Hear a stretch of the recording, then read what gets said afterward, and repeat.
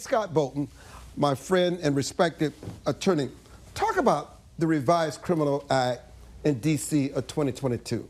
Well, I would disagree with how you have laid your beginning out. You know, the criminal code in D.C. hasn't been fixed or hasn't been adjusted in 90 years, if you will.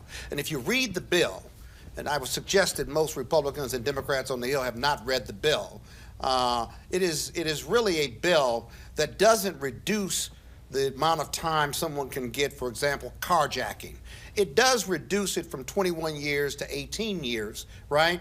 But the bill comes with enhancements that can exceed the 21 years if violence comes with it, if the police officer is hurt, if children are involved. And so you've got to read the bill and look at the totality.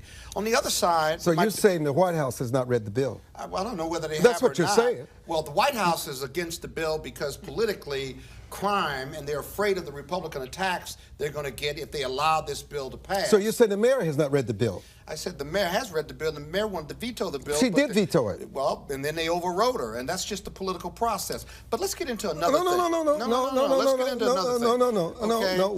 right. Home rule. This should be a state. The mayor has no problem with home rule. This is not about home rule. Yeah, but she said she wants her city to be safe. She wants it to be safe. That bill makes it safe.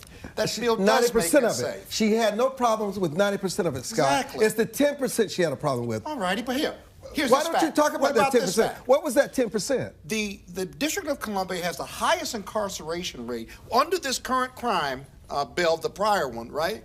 Has the highest incarceration rate of any major city in the country. You think that crime bill is working? You think the bills on the laws on the books are working? I suggest not. This bill not only brings it up to date, right, but enhances the penalties. If locking people up was the answer to reducing violent crime, then the laws in the District of Columbia and elsewhere that lock them up, if you will, would be working. It's not working. And Republicans like you are still unhappy this is the problem. That fact. This is the problem with this conversation. What's the problem? You and I are not really disagreeing. 90% of what they proposed was okay, Scott. Yeah. It's just the 10%.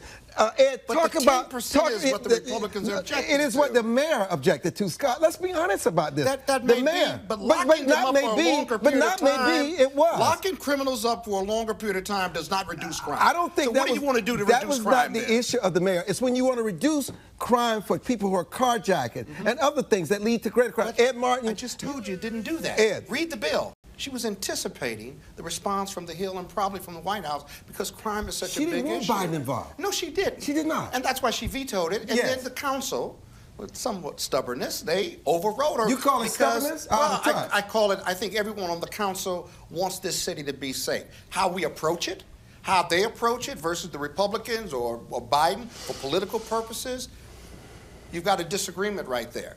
But here's the deal. You can't tell me the Democratic lawmakers on the D.C. Council don't want this city to be safe. They called themselves making it safer by updating these criminal laws, if you will. Sure, the headline is that this is going to reduce how many people you can lock up and for how long, but it doesn't. If you read the bill, the enhancements under carjacking and murder and drug dealing, right? With those enhancements can put them in jail for longer. But one thing the council did know, that locking people up for long periods of time has never worked. As I said, if you do that, we shouldn't have crime anyway. It should be a deterrent. That approach isn't working. So why don't we look at new approaches? Why don't we look at a continuum of care for young people, black, white, yellow, or brown, who are committing crimes, give them other choices, give them education, entrepreneurship training, give them a skill, and give them a choice so that they don't choose crime if they've got that option, as opposed to choosing crime with a job or education. These issues with crime in these urban centers and even in rural America have very little to do with someone being a bad apple and wanting to commit a violent act.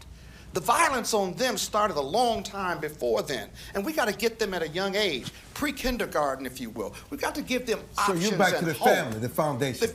And I know you agree with that. Now, we disagree on whether you got a single family or a single mother household or not. But family is really, really important. And just because you're poor and disenfranchised does not mean that you can't have values, and we need right, more and of a succeed in this country. men in their lives. I agree with that also. I do. But you don't have to be a father in order to be a man in a young man's life. Oh, no, absolutely. We have mentor groups. You mentor young people. I mentor young people. But we got to get them early and give them hope. as opposed to them feeling hopeless and believing that the community they live in, if it's drug infested or if it is crime ridden, if you will, that's the fastest way out. That's not the fastest way out. That's the fastest way to die, Armstrong, or the fastest way to get incarcerated. You know, Scott, you are a very successful and respected lawyer. You know, I did not think I'd find myself talking about the Alex Murdaugh trial, but it happened in a market where I have a television station. And the one thing that I was struck by is that you heard literally nothing during that entire trial from law enforcement. And that's so unusual. Normally, law enforcement come in externally or in the trial? In the trial. In the trial. And also, there is no way Alex Murdaugh could have gotten away with his crimes without enablers, whether it was family, whether it was law enforcement. I mean, what he was able to do and the number of people that died is just unprecedented. Well, you're convinced that he's guilty of the crime, I take it? More than guilty. More than guilty. Yeah. Well, they put on a circumstantial evidentiary case, that's first thing. They never found the weapon, if you will. There were no eyewitnesses to it. He may be an opioid addict, he may be a liar, and he may be a thief, if you will, but that does not make him a murderer. And what I struggle with that verdict and with the case itself is you don't have to prove motive, if you will. But when you got a circumstantial case, motive sure does help. Well, and everything that we know and learned in that case was that he didn't have a motive to kill them. Unless you want to say he was on some drug craze and he just killed them because he could. And if he did, what happened to the weapon? But what does it do to the country? Oh, come on, Armstrong. Come on. I'm not just talking about I think Trump. it does. I'm talking about what does it do to... I think it does great damage to the country. You know, CPAC had a very low turnout, if you will. It was a low-key event. I think only one of the GOP candidates, Nikki Haley, showed up. The others stayed away. She had to run to the elevator to get out of there. Exactly. This was full of Trump supporters, diehard Trump supporters. And so I don't think it's going to have much impact on who gets in and who gets out. This was tailor-made for Trump, and Trump can't do the rallies anymore because we've seen that shine before, and it's really dull right now, if you will. He got his 45% or 40%. The real question is anybody going to take him on one-on-one, or are they all going to get in? Because if they all get in and they take votes from each other, then you got to hope DeSantis, if you're not a Trump supporter, you got to hope DeSantis steals from everybody and beats Trump at 50-45 or 45 to his 30 or whatever the case might be. And remember, these indictments and these lawsuits that are pending edging closer and closer to a decision vis-a-vis whether they're going to litigate on the civil side with the lawsuits against him, which is a painful reminder of his failure and his negative personality, and is he going to get indicted or charged, be it in Georgia or be it by DOJ. These are real issues that are going to have impact on the election, which is why Donald Trump came out yesterday or today and said that even if he's indicted, he's going to run. He's going to make it a cause célèbre against the system trying to suppress him. The other thing he said was, which was amazing, and I'd be interested in your comment, is that he said that we're on the brink of World War III and that he is the only man that can stop World War III from occurring because he can talk to Putin and Zelensky and make it all well. He said in one day. Is that real leadership? I'd penalize China because they haven't been forthright with us and getting to the bottom of it and helping us solve this issue, whether it involved Wuhan lab or not. But determining where it came from definitively, do you know there is no agreement on that if they just had transparency? Are you kidding me? You would hope so. You would hope so. Yes. It's about principle. So what would you do with China if let's say it's determined across the board that it started in the Wuhan lab, right? What would you have the United States of America do towards China? Their largest trading partner. Both are interdependent on one another economically. Both will be significantly negatively affected if they go to war.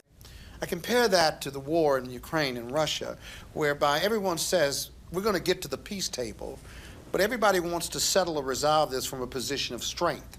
And so the war continues because neither side believes that they are in a position of strength to go to the settlement table or the resolution table. Now, Ed's right. I think the U.S. could enforce or invoke themselves, with NATO, force everyone to the settlement table yet. But nobody's ready for that because neither side is at a position of strength. It's almost like a standoff almost. We keep pouring more money and weapons into it, but that's only to see or to determine which side is going to come to the table from a position of strength. That may take some time, or it's going to take someone or some country, right, to say enough is enough. Donald Trump. You know, I don't think Donald Trump is. He's a gifted liar, but I don't think he can get this done, Ed. So, but that's really what's got to happen. What has to happen? And I'm no international affairs expert, but this is just a very practical approach to this thing, because the killing has got to stop. We tolerate the killing because we're not there. Yeah. We get updates, and the updates are always pro-Ukrainian updates and stuff. And we find billions of dollars to pump into Ukraine for this kind of proxy war. But the reality is, this is not an endless bucket or a bottomless bucket. The Republicans are right about one thing. How much is enough before you bring in NATO and then it becomes World War III? And we got to keep an eye on that. I don't think we're there yet, but we certainly have to be concerned about that bottom line.